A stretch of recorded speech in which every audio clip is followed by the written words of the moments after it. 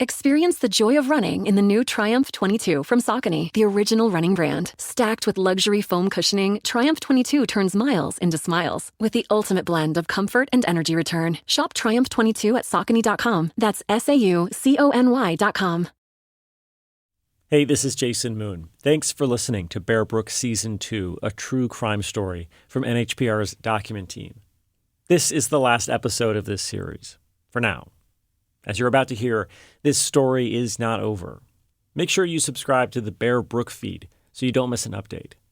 And while you're there, you can catch up on Season 1.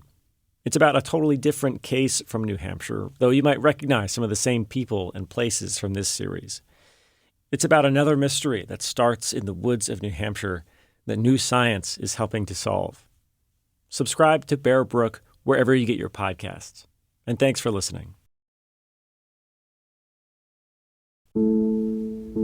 Previously on Bear Brook Season 2, a true crime story. To cut you a break would utterly undermine the public's confidence in the criminal justice system. How do you prove something?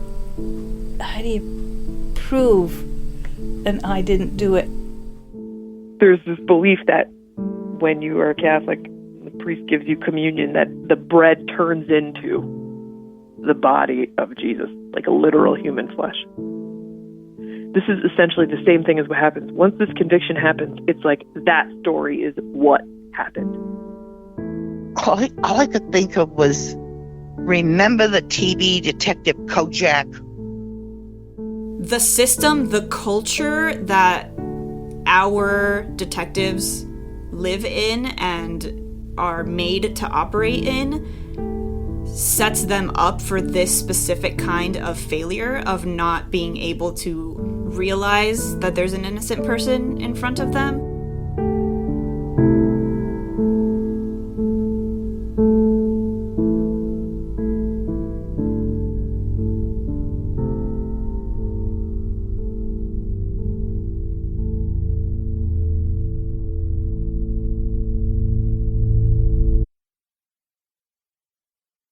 It's been 7 years since Jason Carroll first wrote a letter to the New England Innocence Project. NEIP, as it's called, is a small nonprofit, only about a dozen people on staff. And for the first 3 years after Jason wrote, they didn't even have an attorney based in New Hampshire who could work on his case full-time. Then NEIP hired Cynthia Musso. Jason's case was on the top of the pile on her desk when she arrived in 2019. And I remember thinking to myself, even when I started this job, like, how am I ever going to figure out these cases where people are innocent? I was a public defender for a long time. I've only had a few clients claim actual innocence. And then Cynthia read the documents in Jason's case. The way we want to think about our criminal legal system is that we don't have to rely necessarily on stories that people tell. We want to be able to rely on hard evidence and science and observable, objective fact. So my hope is that when there is a statement made, that statement can be verified by objective scientific fact. And in Jason's case, that's just not true. The police tried to do that and could not do it. They tried to focus on the financial aspect. They got Ken's bank records. Those do not show what they thought they were going to show. You know, they got the knife. They wanted to prove that that was the knife. That wasn't the knife. It couldn't have been the knife. It's just they don't line up. But it's one thing for an innocence attorney like Cynthia to be convinced Jason didn't do it. It's another to get the state of New Hampshire to admit they might have gotten this all horribly wrong.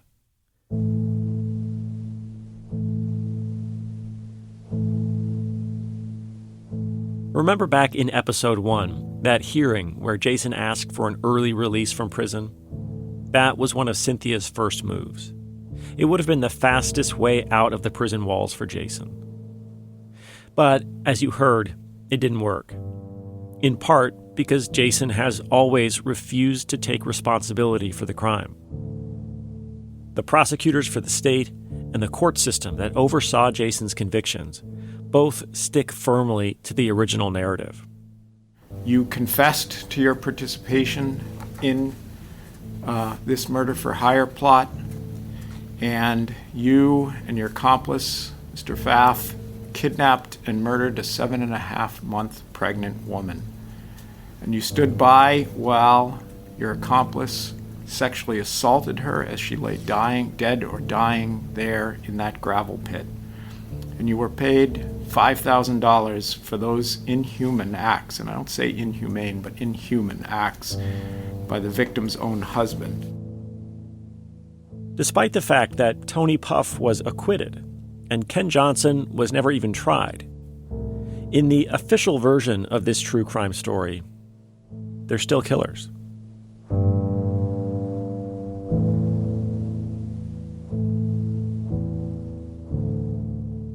Innocence claims are almost always a long shot. The criminal legal system is built on a bedrock of finality. The courts want criminal prosecutions to end at some point, not be endlessly retried. And there are legitimate reasons for that, dogmatic ones too. But in New Hampshire, a state that has never exonerated anyone convicted of a murder, it can feel like the hurdles are even higher than usual. What Cynthia and Neep are trying to do has simply never been done before.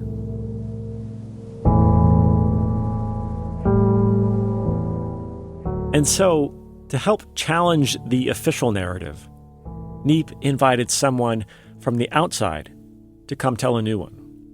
A lot of times people will say, oh, just read the trial transcripts, you'll see why this person is guilty or innocent. What gets brought into a courtroom and what gets left out sometimes tells the story much more fully.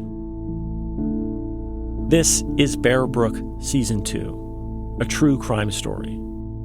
I'm Jason Moon.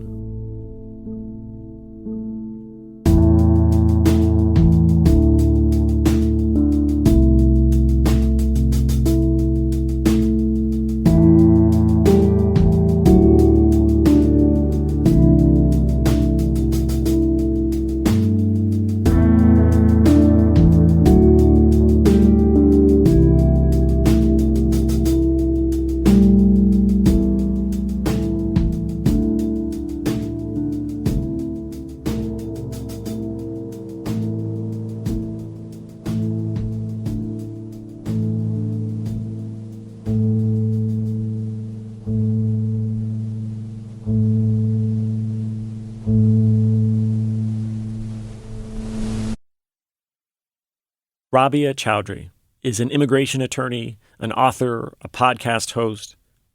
But there's a good chance you already know her as an advocate for Adnan Syed.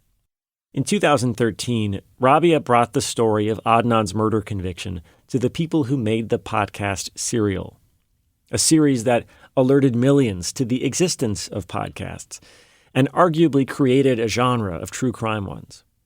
Not long after, Rabia decided to make her own podcast called Undisclosed, all to try and force the court system to revisit its original narrative in that case, a process that, so far, has taken almost 10 years.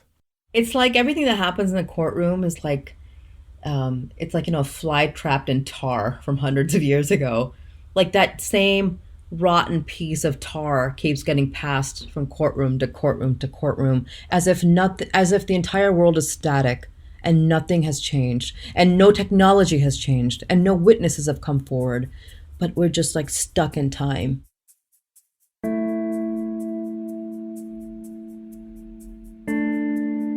As you probably know, the true crime genre ranges widely, from exploitation of personal tragedies to high-minded journalistic exposés, to direct advocacy. I think Rabia's work is probably the best example of what you might call the soft power of true crime.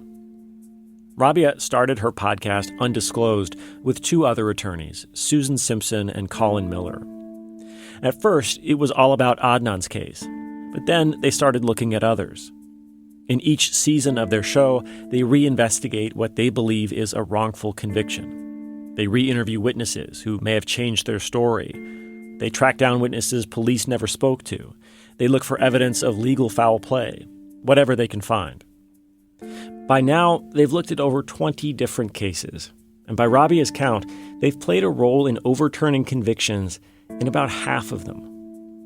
About a month before Jason Carroll was back in court in the fall of 2022, Adnan Syed walked out of prison.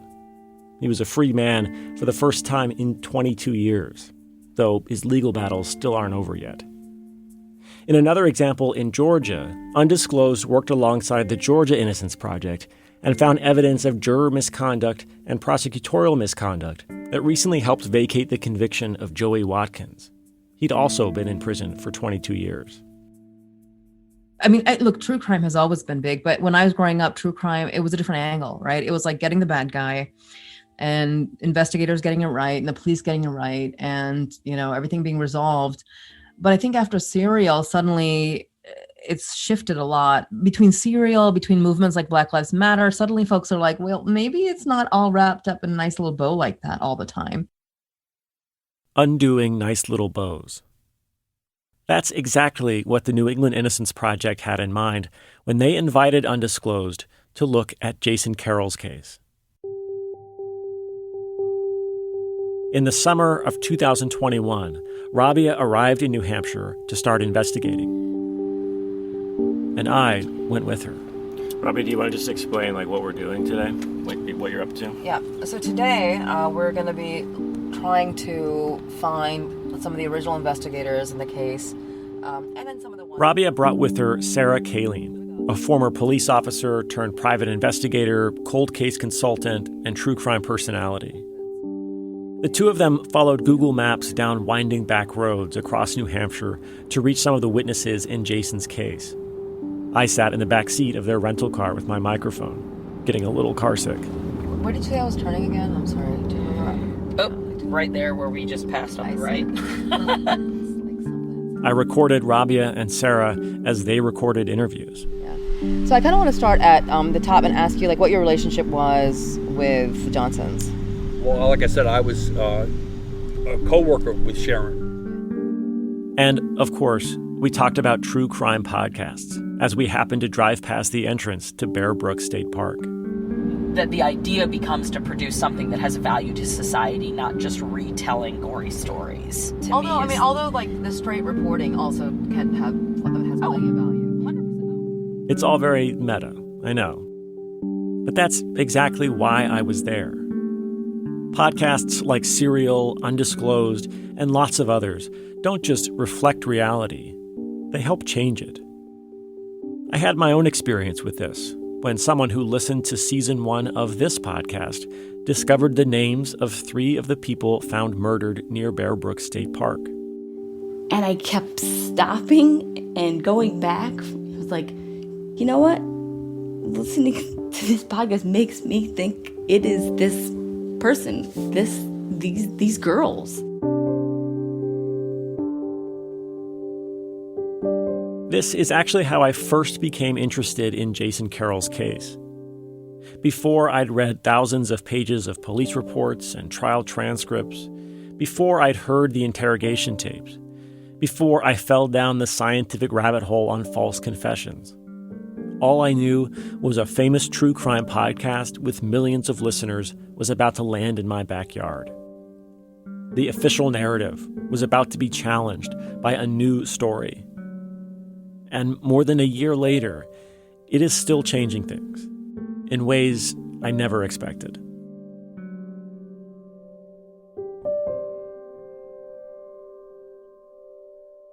Rabia and Sarah ended up speaking to more than a dozen people connected to Jason's case, some of whom you've heard from in this podcast, and some who wouldn't talk to me, like one of the detectives who investigated the case before Roland Lammy took it over.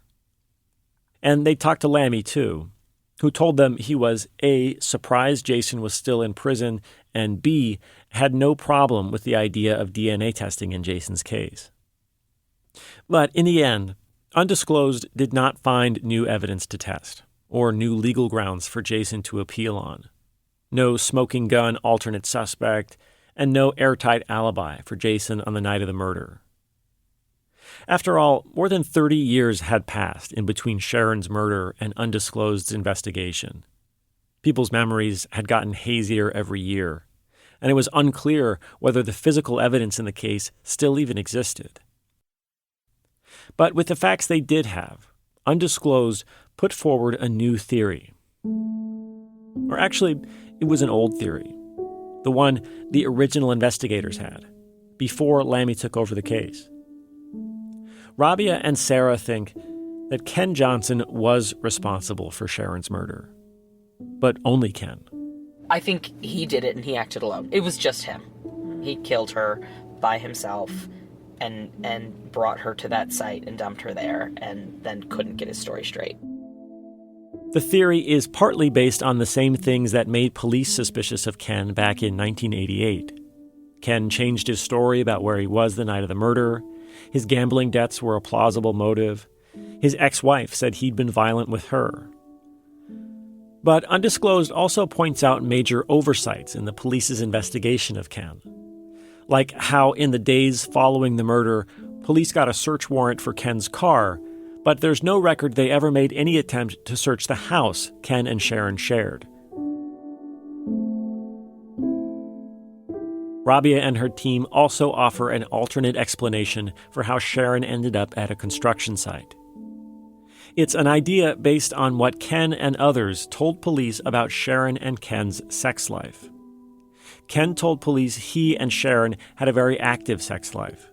He said they'd often meet during the middle of the day and drive to a gravel pit to have sex. Ken called it a noonie.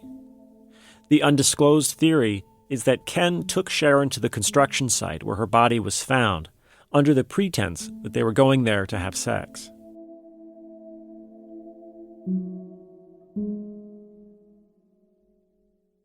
When the Undisclosed season on Jason Carroll came out in the fall of 2021, I waited in the wings, ready to document the fallout. I was a little naive. The podcast came out, millions of people did listen. But if you weren't one of those listeners, it would have been hard to tell that anything had happened. There was no local outcry, no op-eds in the local papers, or local politicians making Jason's innocence their cause, and no pushback from the state. All seemed quiet, at least on the outside. But not for the people closest to the story. For Jason, Undisclosed was exciting. It was validating. For the first time in decades, a new version of the story had been told, and people believed in his innocence. And then, the response from people around the world, on whatever, whether it was a Spotify or Twitter or whatever they were responding to have the people out there, and then be like, holy shit, how come we've never heard about this before, or how does this even happen? It's horse shit, let them out. Ironically, Jason hasn't actually heard the podcast himself. He doesn't have access to podcasts in prison. But he also told me he doesn't want to hear it, or this podcast for that matter. He doesn't want to relive any of this again.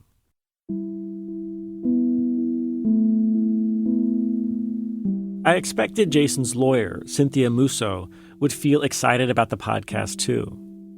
After all, her office pitched Jason's case to Undisclosed. But for Cynthia, it wasn't that simple. Of course, she likes that this new narrative says Jason is innocent. But as a former defense attorney, it also raised questions for her about when it's okay for true crime storytellers to say someone else is guilty. We're very appreciative of the attention that Jason's case has gotten from Undisclosed, and I would never underestimate the impact of the support to Jason. I think the podcast has on the whole been beneficial for Jason. But I'm always very skeptical of, Jason, you and I have been talking for a long time, and you know that I always say it's just like I'm anti-hunch. It's true. Cynthia had told me many times how dangerous she feels hunches can be in the criminal justice system. As far as she sees it, everything that went wrong for Jason was the result of a hunch. Detective Roland Lammy's hunch. And even though Undisclosed theory includes the idea that Jason had nothing to do with the murder, the way it points the finger at Ken, I think for Cynthia, it feels too close to the way the finger got pointed at Jason. And in that way, I don't personally agree with that theory. It's just not based on concrete, observable facts. It's based on assumptions about human behavior and theories about human behavior. You felt that their theory was a little too hunchy, if that's a word. Yeah, a little too hunchy. Yeah, I think it's based on Ken is not a good guy, so it must be Ken because there was really nobody else. And I don't know Ken, and I don't know who did it. But for Rabia, it seemed only natural that their story provide an answer to what happened to Sharon. For me, every innocence case is also a murder mystery. It is justice that still needs to be served for the victim. And so I think it would be really weird and irresponsible and just bad storytelling to just tell part of it. These are the reasons Jason is likely innocent, but also we're just not going to try to at all figure out what happened to the victim. I think you're not telling the whole story then. What is the whole story?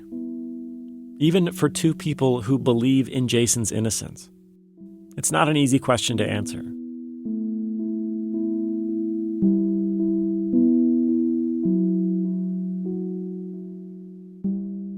Meanwhile, for those who don't believe in Jason's innocence, it can feel like the whole story is being missed. So can you just start by telling me your name and who you are? Melanie Eaton, daughter of Sharon, to me, Eaton, but Johnson. Melanie Eaton was 14 years old when her mom, Sharon Johnson, was murdered. Melanie cherishes the stories she has of growing up with her mom. Like the time she says her mom bought her a few pet mice. Well, the people lied to her and didn't know that it was a boy and a girl, not two girls. So we came home one day and they had babies.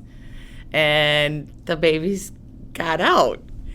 And then we saw some on the floor and my mom's like, oh my God. So we're hurrying up trying to catch them. And we're walking. I found some in my bedroom, in my closet, all over the place. I mean, they were everywhere. Melanie remembers the time she woke up to an asthma attack, and her mom soothed and guided her through it. She remembers the funny little dances she says her mom would do to make her laugh. The time her mom let her drive the car. I think of my mom every time I see a yellow rose. My mom planted, she made a garden box on the side of the house, and she planted roses. And when she found out she was pregnant with my sister, who I also never got to meet, there was one single yellow rose growing. And so every time I see yellow roses, I think of my mom because to her that meant something special. Melanie feels like her whole life has been shaped by her mother's murder. She imagines the different paths it might have taken if she'd only had her mom. And she's logged all the moments her mom wasn't there for. When my son was born, he was born July 24th, 1992. Almost exactly 4 years to the date. And I was petrified I was going to have him on that day. And I can't have a happy day on a bad day. Begging the doctors, please, I can't have a happy day on a bad day. My son was born. He was only born with a 2% chance of life. Would have been really nice to have my mom there. Tell me it's going to be okay. For decades, Melanie tried to live with this pain. But now, new stories are reopening the wounds. In 2021, Melanie got a call from Rabia Chowdhury. They talked, and Melanie's voice was included in the undisclosed season about Jason Carroll. But when the podcast came out, Melanie says she felt duped. She didn't clarify.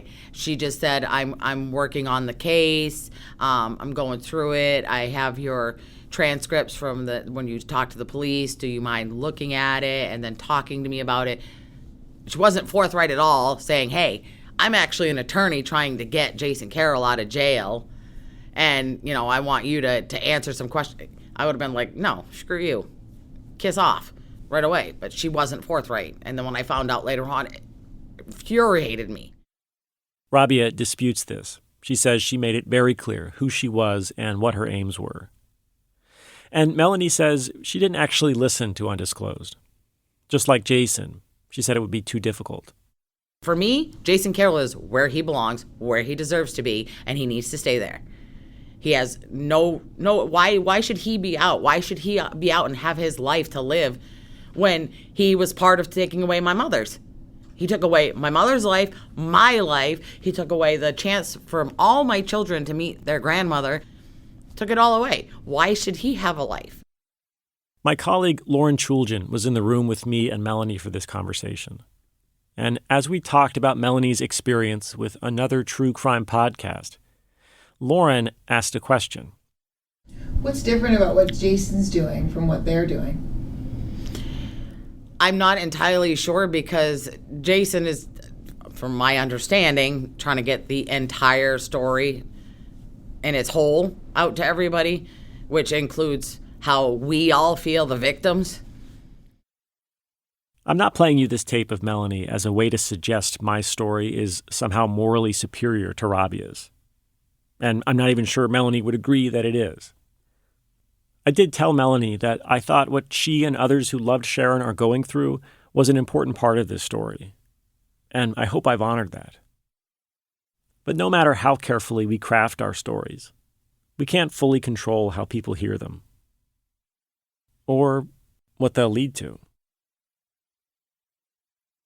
By the fall of 2022, about a year after the undisclosed season on Jason's case came out, I had begun to think that the impacts of the newest version of this true crime story had all played out.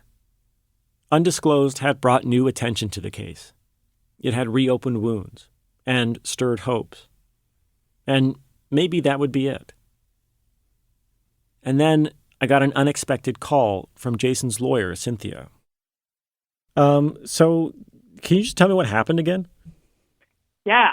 So I went to court today with Jason's sister, Jackie, because... This was in October 2022, about a month before Jason had his hearing where he requested early release. Cynthia explained that this day she took Jackie Carroll, Jason's sister, to the courthouse for a kind of dry run, just to show Jackie the courtroom, the judge, so it wouldn't be all new to her the day of Jason's hearing. So we were sitting in the courtroom, and I haven't been there in years because I was a public defender years ago. So the clerk who I know came over to chat with me, and she said that she had been listening to Undisclosed. She's like, you know what? Like, there's a big box in our basement with the Jason Carroll's name on it. And I was like an evidence box in the basement? And she said, yes. And so Jackie and I looked at each other, and my mouth was wide open. Like, I was shocked. It is standard practice in criminal cases for the court to issue a letter to the state and the defense after a trial's over saying, come get these evidence exhibits or we're going to destroy them. So for them to be there after 30 years is a small miracle. A small miracle. For months, Cynthia, and separately I, had been asking the state what evidence remained from the investigation into Sharon's murder. The fingerprints taken from the car, photos and video of the crime scene, Sharon's belongings, the alleged murder weapon. And especially important, Sharon's fingernail clippings. The nails with blood under them. Blood that could belong to Sharon's attacker. Blood that was never DNA tested. I asked the state in June of 2022 if those fingernail clippings still existed. They still haven't responded. But what public records requests did not reveal, a true crime podcast had. A mystery box of evidence in a courthouse basement. What was inside? My pie in the sky hope is that the fingernails are there. My realistic belief is that they are not, but my hope is that they are. But there is anything that's evidence in this case is useful to me. I've never heard you this excited, Cynthia.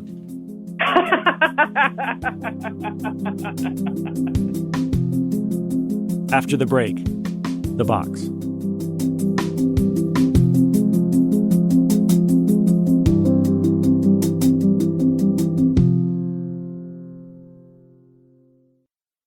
A quick reminder, Bear Brook Season 2 took more than a year to report and lots of resources. And as you're about to hear, this story is not over. If you're in a position to do so, please consider making a donation to New Hampshire Public Radio. To give now, click the link in the show notes. And thank you for supporting local, long-form investigative reporting. In my mind, I pictured Cynthia brushing aside cobwebs and blowing off years of dust in a dank basement to see what was inside the box. Instead, when we arrive, we're shown to a quiet, mostly empty courtroom, and the mystery box had already been unpacked. Its contents spread across the 2 tables attorneys would sit at during a trial.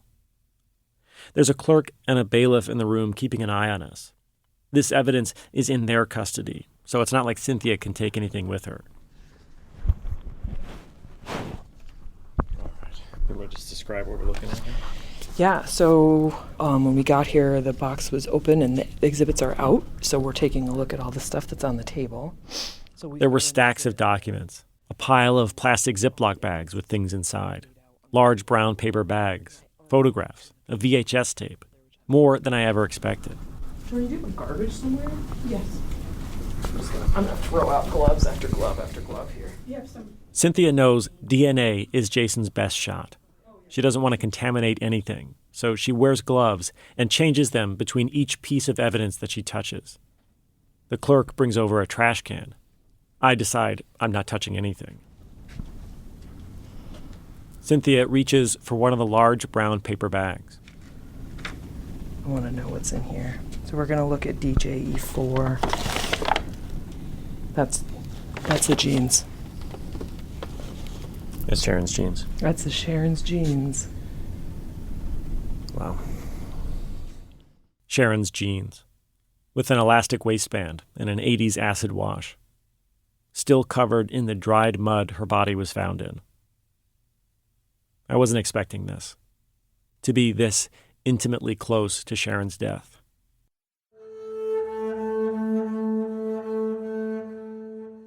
The room feels heavier. Cynthia becomes methodical. She's brought with her a large roll of white paper, and she rips off big sheets of it to put underneath pieces of evidence to catch any dirt or dust that falls off. The jeans are just the beginning. Inside another bag is the bra Sharon was wearing when she died, cut open in the front, still stained with blood. There were Sharon's shoes, tan moccasin-style slip-ons. There was the watch she was wearing, bits of paper found in Sharon's car, like a shopping list for coffee and Cheez-Its, a Ziploc bag full of cigarette butts from Sharon's car.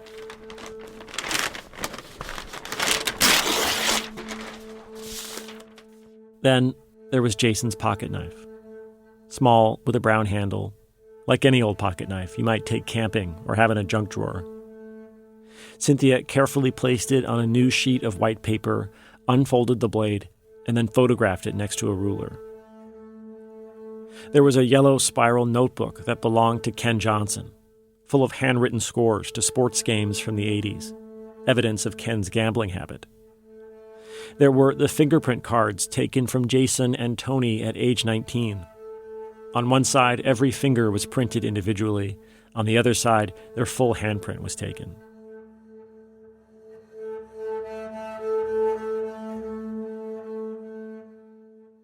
For about 30 minutes, Cynthia has been making her way through each piece of evidence, examining them, taking pictures of them, carefully placing them back how they came. Then she opens a large Ziploc bag with a bunch of other Ziploc bags inside of it. Inside each of the smaller bags are tubes and slides and other things that look like they belong in a lab. Sand from abdomen.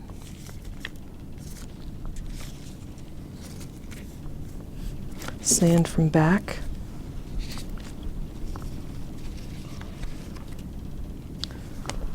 What are you? Medical specimen, please rush. All right, we're going to look at that in a minute. That is the nail clippings. Oh my God. This is the nail clippings. This is the nail clippings.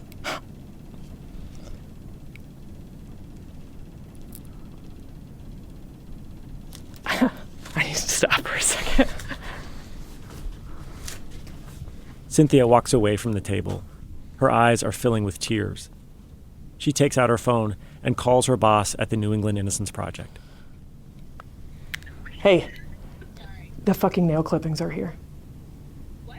The nail clippings are here. Amazing! Yeah. Cynthia abruptly hangs up and then walks back to the table. The nail clippings are in 2 normal-size paper envelopes. 1 envelope for the nail clippings from each hand. Each envelope has a strip of red tape with the word evidence printed 3 times in all caps. Cynthia holds one of the envelopes up to the light. I can see the silhouettes of the nail clippings inside, like tiny crescent moons. I don't know if I'm shaking, Jason. A little bit. A lot. So the answer to who killed Sharon Johnson is very likely in that envelope right there in It front of is us. possible that the answer to who killed Sharon Johnson is in this envelope in front of us. These 2 envelopes. And we have been looking for these. And now we know where they are. We only know where they are by a chance encounter in court.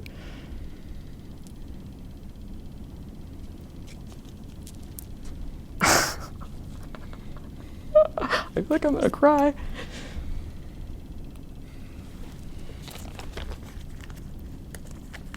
He's been sitting here for just 33 I years. am gonna cry. Yeah. He's been sitting here for a long time. Some tissues? Yeah, I'm gonna, take some tissues. The bailiff, who's been looking over with an interested expression ever since Cynthia found the envelope, comes over to offer a box of tissues. The clerk is on her feet, too. She's writing down the exhibit number of the nail clippings to make sure they're preserved.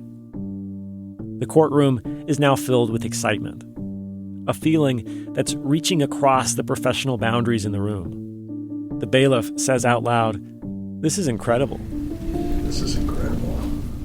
Yeah, and you guys were here for this. This was history in the making. This is like what you see in a movie. Yeah. Yeah, maybe your job is boring sometimes. Not today. No, not today.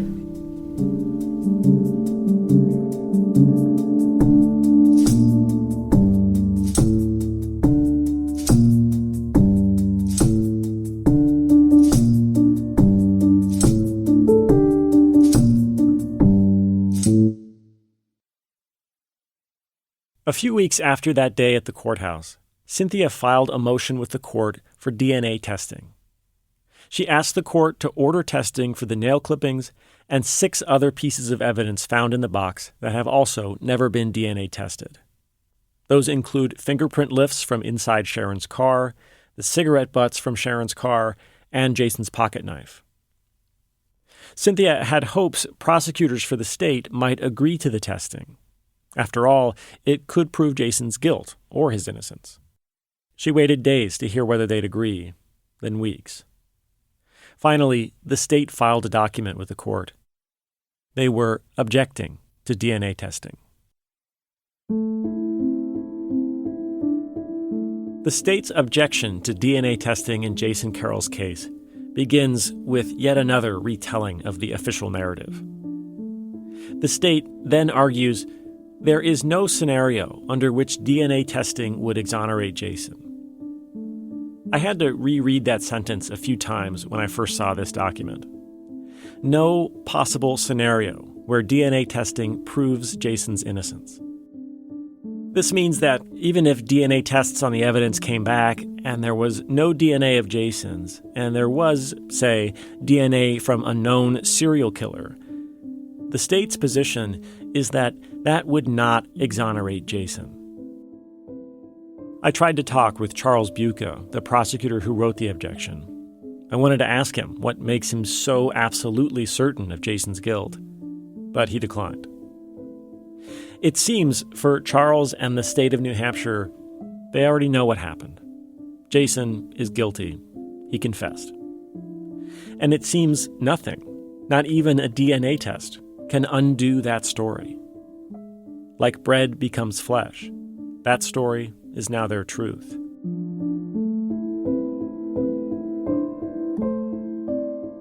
As of this moment, The decision on whether or not DNA testing will happen is in the hands of Judge William Delker, the same judge who denied Jason's request for early release. Even if DNA testing is granted, it will likely still take a long time to play out. There could be fights over which items get tested, which kinds of tests get run, and which lab should do the testing. Then, of course, the results could be argued over. If the DNA tests come back as not Jason, but don't point to anyone else, a judge might decide that's not enough. If the DNA tests come back as Ken Johnson, the state could argue that confirms Jason's conviction. It could all take months, if not longer. And in the meantime, Jason Carroll is inside the New Hampshire State Prison for Men, about 5 minutes from me. I talked to Jason again in January of 2023. His lawyer, Cynthia, was in the room with me. I am tired of being looked at like I'm a fucking kind of animal. And I'm just tired of being looked at like, oh yeah, well, you were convicted, yeah, and I get how the court systems work, but people don't understand the shoddiness and shittiness that happened with this. Jason has been riding an emotional roller coaster the past several months, appearing in court for the first time in decades, having his request for early parole denied, learning about the discovery of the evidence box, and now finding out the state is objecting to DNA testing. It's been a busy time.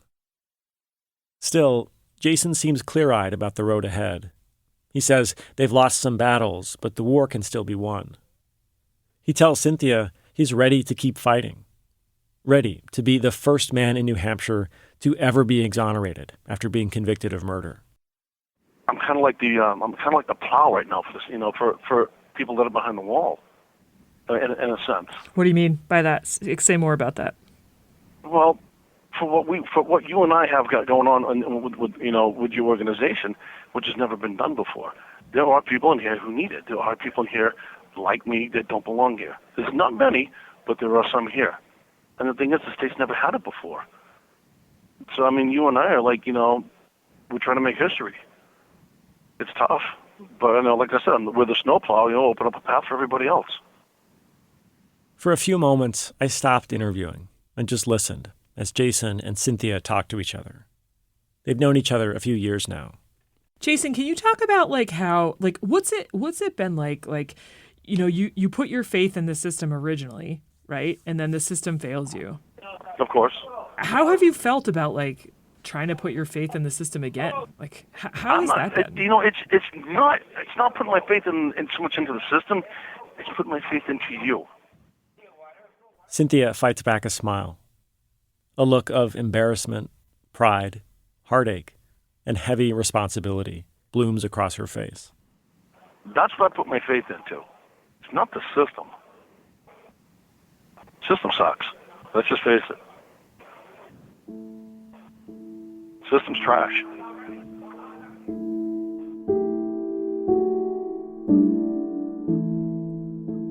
A word about that system that Jason just mentioned. The public institutions that are supposed to act on our behalf. The ones we pay for with our taxes. That system is not always built on science. The number one recommendation of false confession experts is that interrogations should be recorded in their entirety. More than half of all states in the U.S. now require police to do this. New Hampshire is not one of them. In response to our question about this, a spokesperson for the New Hampshire Department of Safety said they do consider it, quote, best practice. We talked to more than a dozen defense attorneys and local police officials who told us interrogations with suspects in New Hampshire are often recorded, though not universally. A bill to require recording police interrogations in most circumstances is pending in the state legislature. Since 2002, close to 100 so-called conviction integrity units have opened across 27 states. These are units within prosecutors' offices tasked with revisiting their own convictions to make sure they still hold up. Less than half of those units have actually recorded exonerations, but across those who have, 668 people have been cleared of crimes they did not commit. A conviction integrity unit played a role in the exoneration of Hugh Burton, who you heard from in the last episode. There are no conviction integrity units in New Hampshire. Some law enforcement agencies are abandoning the Reid technique because of the risk of false confessions. In 2015, the Royal Canadian Mounted Police, sort of the Canadian FBI, said they were switching to a less accusatory technique. And believe it or not, a sergeant with the RCMP described the new technique to a reporter this way, quote, "Less Kojak and more Dr. Phil."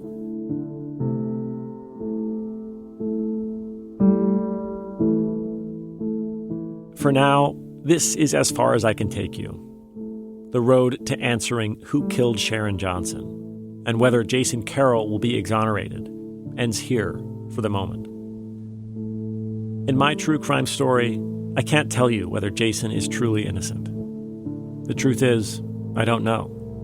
At least not yet. I do know this. In the late 1980s, all we had to go on were a few clues and words on tape.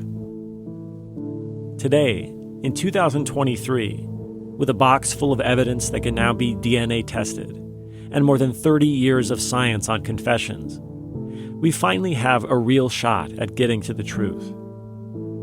The only question left is whether our system of justice is willing to keep looking for it.